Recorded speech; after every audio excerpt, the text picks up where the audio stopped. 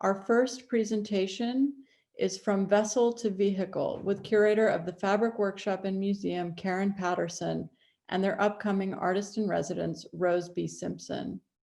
Karen Patterson joined the Fabric Workshop as their inaugural curator in July 2019, following her role as senior curator at the John Michael Kohler Arts Center. Over the past 8 years, Patterson has curated major exhibitions such as Lenore Tawney, Mirror of the Universe, Ray Yoshida's Museum of Extraordinary Values, and Ebony G. Patterson, Dead Trees, among many other critically reviewed exhibitions and site-specific installations. At Fabric Workshop, Patterson is currently working with several artists in residence, and among them is Rose B. Simpson joining her today. With an interdisciplinary practice that includes ceramic sculpture, metalwork, fashion, performance, music, custom cars, and writing, Simpson considers ideas of vessel and vehicle literally and poetically. As a Fabric Workshop artist in residence, Simpson is in the research and engagement phase of the residency, wherein she is considering traditional methods, regional practices, and generational knowledge to inform her process. Simpson's exhibition, the culmination of this residency, will open in the fall of 2022. It is very exciting to hear a conversation between a curator and artist at this conceptual phase. So Karen and Rose, thank you so much for joining us today. And thank you so much for the invitation to do this. This is always a lovely opportunity to share, like you said, the creative process with new audiences, but also an opportunity for Rose and I to get to know each other as well as curator and artists. As you mentioned, we're at the beginning phases of a residency. And for those who are not familiar, a residency at the Fabric Workshop and Museum is about 2 years. And it doesn't mean that you're in residence physically in Philadelphia. It does mean that we allow for a lot of time for thinking, brainstorming, experimenting, trying new things. And so in having this conversation with you, Rose, today, we're just trying to build that foundation to understand where you're coming from, what you're interested in, and then how the Fabric Workshop and the community in Philadelphia and the kind of virtual Zoom community here can help us get there.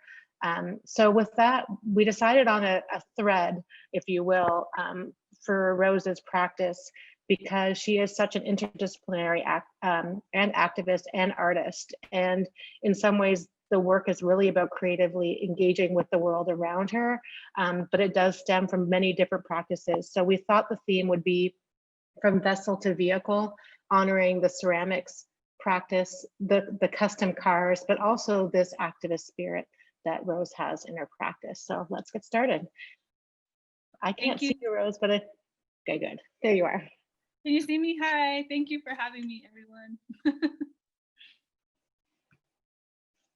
So we'll go to the next slide and start from the very beginning, if we can. So this is the very beginning. Who are we looking at? So this is an image of my mother, Roxanne Swensel, and myself. You can see my little face through her coil that she's building out of clay. My mother is a contemporary figurative sculptor in clay from Santa Clara, Pueblo, here in northern New Mexico. And she is an amazing person because she took our very long matrilineal relationship with ceramics and clay and used it and transformed it to from traditional pottery to figurative ceramics. And she supported our family with this. And when I was a kid, we traveled. She'd take her children with her as she did presentations and stuff all around the country. And I think this is actually in Oregon somewhere when I look like maybe I was like 7 or 8 years old. And I spent a lot of time watching my mom make her work and support our family with that. And I saw how powerful her work was, not just the way that it's single-handedly supported our family, but also how transformational it was to the audiences that she would reach out to. Gotcha. So should we go to the next? Let's go to the next slide. Yeah. For those who don't know, our cue word is gotcha, so that we can get through all these beautiful images. So we just revealed our secret, but it is our process because there's so many slides to go through, and we just want to make sure that we have room for questions. But I'll hand it back to you, Rose, to help us understand what we're looking at. So this is an image on the left you can see of my mother working on a ceramic piece. And that was one of our first collaborations, where she made this mother and I actually made the baby that went inside the stomach of this piece for, it was for an exhibition in, I think, 2006 at the Institute of American Indian Arts, Museum of Contemporary Native Arts in Santa Fe. And we have done several collaborative pieces, one that's in collection at the Heard Museum in Phoenix. And the most recent piece that we've done together is actually the Hood Museum. I think that show is just closing. And that was a really fun piece that we made together. And I think the opportunity of having a mom who's a creative person, we build conversation and work on healing our relationship through our creative expression.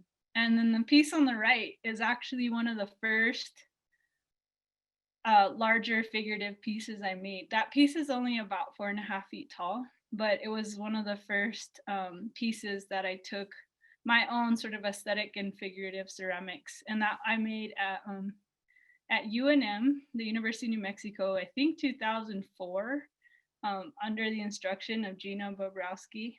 And at the time, I was doing a lot of painting of trains. And so a lot of my characters, I was really interested in sort of very applicable aesthetics of sort of youth culture. And so I actually didn't want to go into ceramics, but I took ceramics as an easy credit since I grew up around it. And when I realized that I could translate my own experience as like a young Indigenous person who's navigating post-colonial stress disorder and multiple cultures, that I could express myself in this way, and I could make it mine. And I realized I had a lot of privilege around, seeing my parents and my mother and my grandmother and all my family members working in clay. That was a really easy neural pathway to follow. Mm-hmm. Gotcha. Okay, on to the next slide. We're gonna have to think of a new code word. The next slide, if we can. So here we're still talking about the figure, but we're bringing in some more different types of materials. Still this idea of, as you're talking about the matrilineal and this understanding of family. Is there anything that you want to highlight in these photos? These represented more of my process. My mother, her work is a little more like literal and figurative, literally figurative, I guess. And I actually attended the University of New Mexico. I transferred to the Institute of American Indian Arts in Santa Fe, and I had used up all my ceramics credits. So I ended up studying small metals, and still having access to ceramics and figuring out how I could look at my creative process in multiple, like exploring different materiality to express myself. And then also starting to deconstruct sort of the baton that I was given to figure out how I can make that more personal. And I got really interested in small metals. So the piece on the right is about 5 feet tall. And then the piece you're seeing on the left is about maybe 6 inches tall. And it's a copper and brass box that the ceramic head actually fits inside. And it was this series I was making called Think versus Feel. And so it's like this heart with an AK-47 and it says feel. And then the face is looking through the think. And I think that was like 2005 or 6 at that time. Okay. And the next slide. So this was really interesting. When you were sending me this photo, I was really hoping that we could spend a little bit of time on these images. Okay. So this piece is actually made for a show that I did at my gallery in Santa Fe, Chiaroscuro Contemporary Art. And I actually made this piece after I returned from my graduate study at the Rhode Island School of Design, because I learned this process, or I picked up from this process from Kathy King and Kevin Snipes. And they're really inspirational to using my love of graphic design onto surface of ceramic. And I also studied at RISD deeply and intensively performance art, mostly in the realm of relational aesthetics. And I studied under Yoriko Saito, who wrote the book Aesthetics of the Everyday. And so what I was trying to do was work on writing a thesis that was based on what is indigenous aesthetics, and trying to sort of share that. And the closest thing I found to that was relational aesthetics. And so I was looking into performance and transformance, and how performance is taking your body out of comfort zone and doing something exceptional. And indigenous aesthetics would be that everything you do is exceptional, has to be conscious and aware. So trying to bring the creative process back into our everyday life. And so what I did was I made these are two-dimensional ceramic tiles that are actually glued to linen with also these black clay beads. And I slept with this quilt. And the ceramic on the surface of the quilt is heavy. And when you move, it makes a sound. And I was really, I mean, the piece was originally titled, You Made the Bed, Now Sleep in It. And I think I actually changed the title because it didn't sit right with me. But the idea was that, how do we build an active relationship with the creative process, and how do we deconstruct that art versus craft hierarchy, and how do we reapply the aesthetic consciousness to our daily lives? So interesting, because you are kind of, you're playing with comfort and discomfort so early in this mode, where you're thinking about something that's weighted and comfort on you, but it's also reckoning with some aspects of your life and some aspects of your practice. Yeah, and I think it's also really linked to gender roles, and social expectations and norms, deconstructing objectification and stereotyping, and also, looking deeply at shame, guilt, accountability, all those things that we really need to be doing. That's right. Thank you. On to the next slide. So this kind of feels that we're moving into performance a little bit more, that the experience at RISD was laying the groundwork and thinking about, as you were saying, the aesthetics of the indigenous aesthetic with relationship to relational aesthetics. Is this what we're talking about here? Yeah, absolutely. So I kept thinking about the figure being something that we automatically project onto and empathize with. And so that's often why I specifically use the figure in my work, is to influence, right? It's influential. And I was exploring with performance or transformance is, how do we become the figure in that piece, right? How do we embody that and it becomes super personal and intimate? And so I was working to create environments that actually our being itself could engage with to transform. So I actually made this this nest out of sticks and mud, and it has a sound system in it. So when you go in there, you're kind of depleted of senses aside from this sound, and you're actually rocking, and it's such an egg shape that actually very comfortable to your body, and you have to get incredibly into your body to actually climb into the thing. It was hard to like enter into, but once you're in it, there's no light and there's just this sound that was alternating harmony and disharmony. And so the whole point was just to be very, very conscious of your feeling in this floating space. And it was an experiment to see how I could create a space that transformed the way I felt, in ideally a healing way. And so was this huge skirt. I made this, I took 60 yards of fabric and sewed this huge skirt. And the idea was that when I was a kid, I would roll up in my mom's skirt. It looked just like that, same colors and everything. And I wanted to find a way to, I'm looking at different ways that we can find safety and we can go into those places that are incredibly vulnerable and make comfort and acceptance and places where we can feel some hard things. And this was sort of the beginning of that.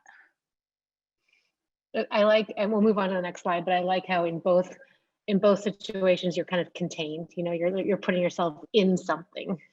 Right. A vessel, perhaps. Yes. No one can see it. So then this was a really interesting moment that I learned about from you about a fashion show. And this was a way of kind of activating the figures that you were working on with real people. And so I wanted, if you want to talk a little bit about what we're looking at here. So the piece on the left was actually an experimental co-collaborative performance with one of my graduate school peers, Ben Patterson.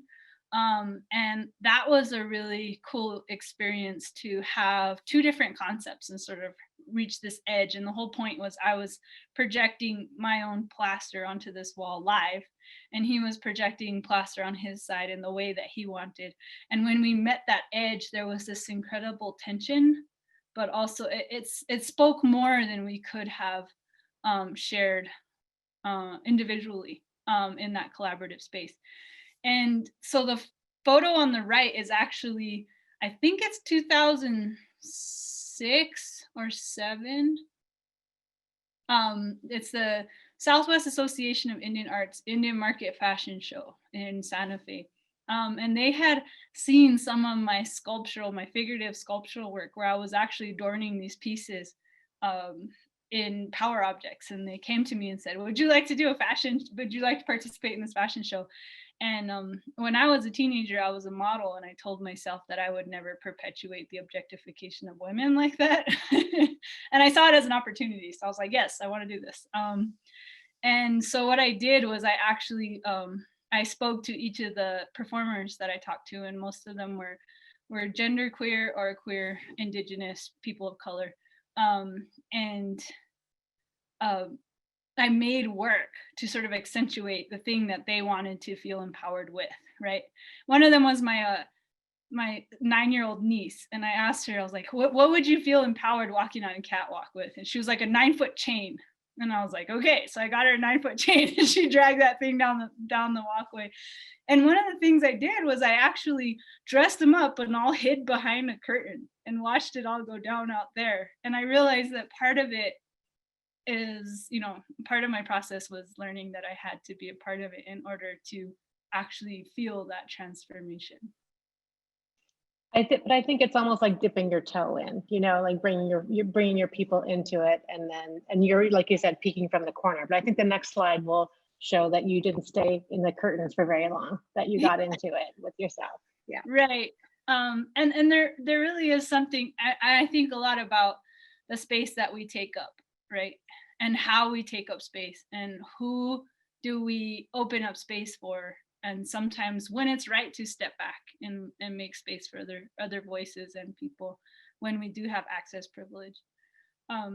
So on the line of my studies in relational aesthetics at RISD, so fun fact, I grew up in Santa Clara, Pueblo in northern New Mexico, which is directly adjacent to Española, New Mexico. And Española is about 20 minutes north of Santa Fe, 25 minutes north of Santa Fe, and it is the lowrider capital of the world. And so understanding relational aesthetics in a whole different way, growing up in a town that was nothing but lowriders, right? And so seeing people actively engaging in an aesthetic experience that has nothing to do with the Western art world, right? And so when I was at RISD, I was thinking a lot about, how our everyday objects and interactions can become an aesthetic experience.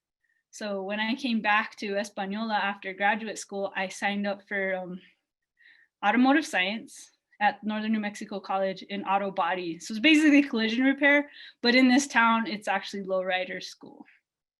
And my first, there's a 68 Buick Skylark you see back there that I worked on, 85 Ford F-150 that I worked on a lot. But this is a 1985 Chevy El Camino that I was actually going to rip out the drivetrain and put it in that Skylark, but it ended up being my main focus. Yeah, let's go to the next slide and talk about that focus. So here you are starting to work on vehicles. Right. Both yep. So the image, the reason I included the image on the left is that this is my 1987 Harley. There's something incredibly engaging in mechanical approaches to things. And one of them is that I bought my first car when I was 12, which was a 89 Jeep Cherokee, similar to the red one you see there. And it was always breaking down, and I was broke, and I was working construction, and I started fixing my own car in order to sort of free myself and have that sense of freedom. And I didn't realize it very directly at the time, but I was sort of deconstructing gender roles and stereotypes around that, and also feeling incredibly empowered where things weren't, the idea of cars and mechanical things weren't inaccessible to me. And so on the right, you can see, so the 1985 El Camino, I ended up painting hot rod black with a gloss clear on top to match traditional pottery from my area. And I named her Maria after Maria Martinez, the potter from San Ildefonso, Pueblo, which is the Tewa Pueblo directly south of my own. And after driving Maria to Tucson one time, I blew the engine on the side of the road, and I ended up having to swap the engine out. And so this is actually a photo of my shop at 3 a.m. while I actually swapped out the engines from the broken one. Let's go to the next slide, because I do want to get to what this all means. Right. And so maybe if we want to just quickly touch on this one and then go to the next slide so that we have about 5 minutes to talk about what this means for the fabric workshop and what we're thinking about for your project. Awesome. So here you can see on the left is Frida, a 69 Chevy Impala. And I actually fixed this car up and then got a buddy of mine to paint it live in front of Site Santa Fe's 20th anniversary. And so there's me and some of my crew sort of taking up space in those kinds of areas, right? Mm-hmm. Yeah. So it's an ongoing thing. It's not just one car. There's a lot of them. Okay, next slide. I feel like this next slide, if I'm right, yes. So this is the culmination of a lot of the kind of vessel and vehicle in so many ways. It has so many layers into it, both metaphorically and practically.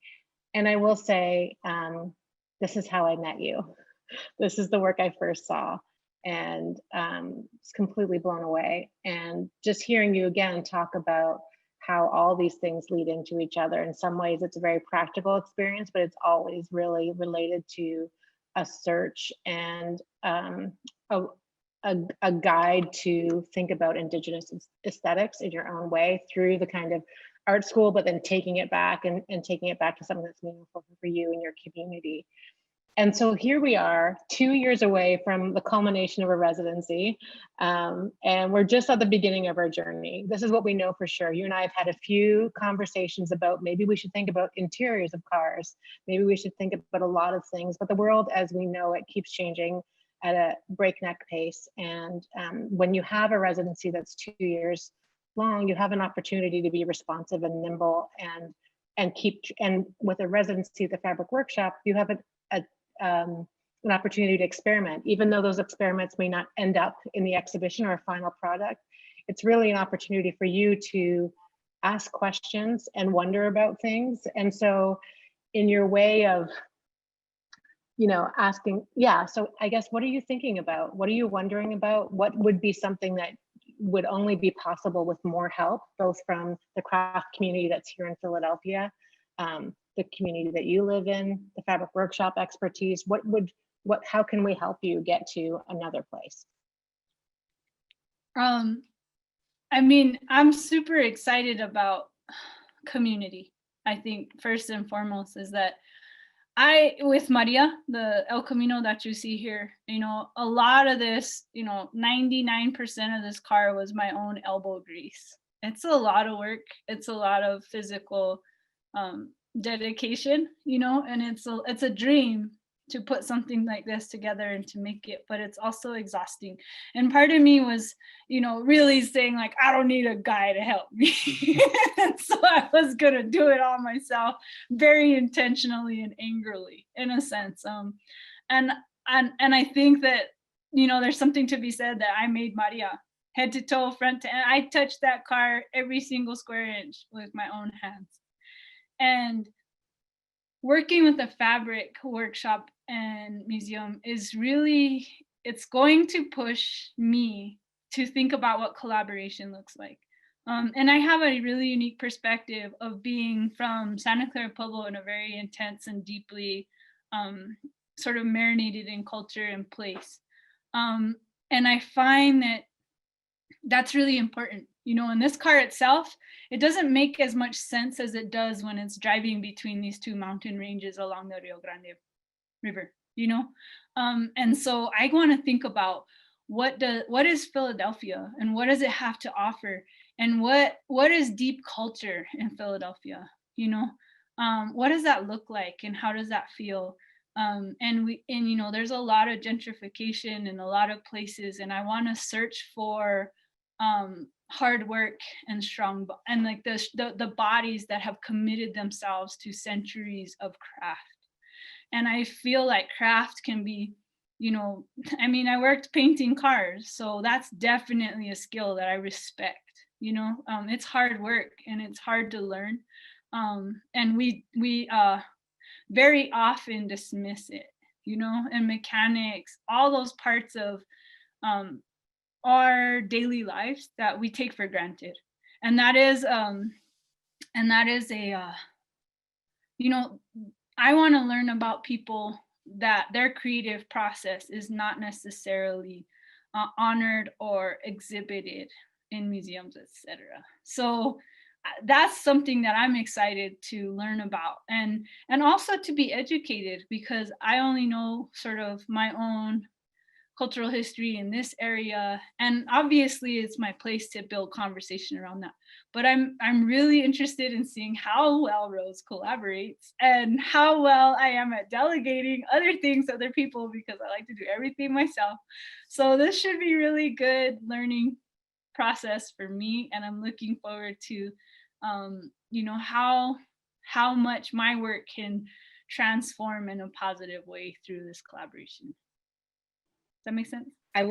It does make sense. And I will say that collaboration is an easy word, but it's hard to do. And even in my short time with the fabric workshop, you will not be alone in thinking that it's going to be hard. It's hard when it's your vision, and it's hard when it's your work, and opening up certain aspects is vulnerable. So maybe it's like getting out under your mom's skirt again a little bit, you know, like I think we will find a way, and you're in good hands. But thank you for sharing your work with us today.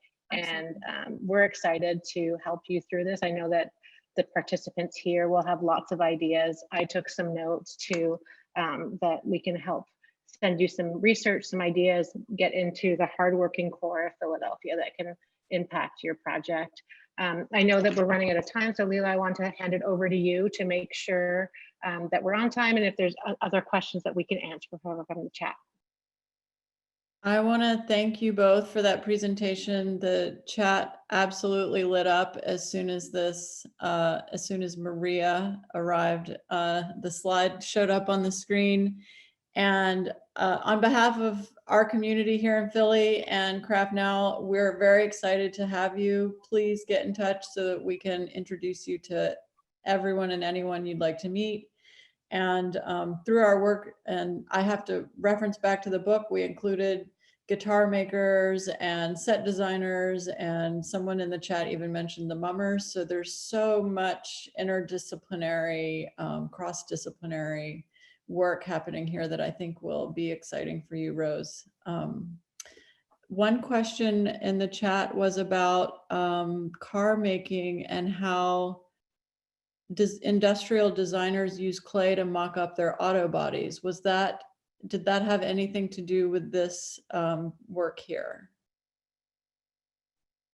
No, I don't have that kind of access to that kind of scale of making, or haven't had that kind of access to that kind of design.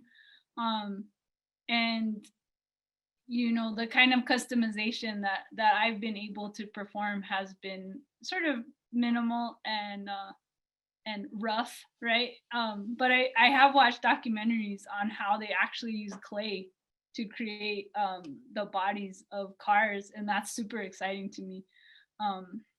You know, and I've definitely made cars out of clay, but small, not life size. And so, you know, that's super exciting. And I feel like there's so many things that I haven't even begun to consider, like printing, like laser printing, or those kind of I don't even know the names of them. So I'm so like, yeah. So Jen's Willing from the Clay Studio says that she's ready to collaborate you and help when you get here. Albert Leacoff, founder of the Center for Art and Wood, said to share that there's huge car culture on North 2nd Street, blocks and blocks south to the city. So that'll be something to look for. Yeah, so thank you both so much. Any final thoughts and comments to share with the group?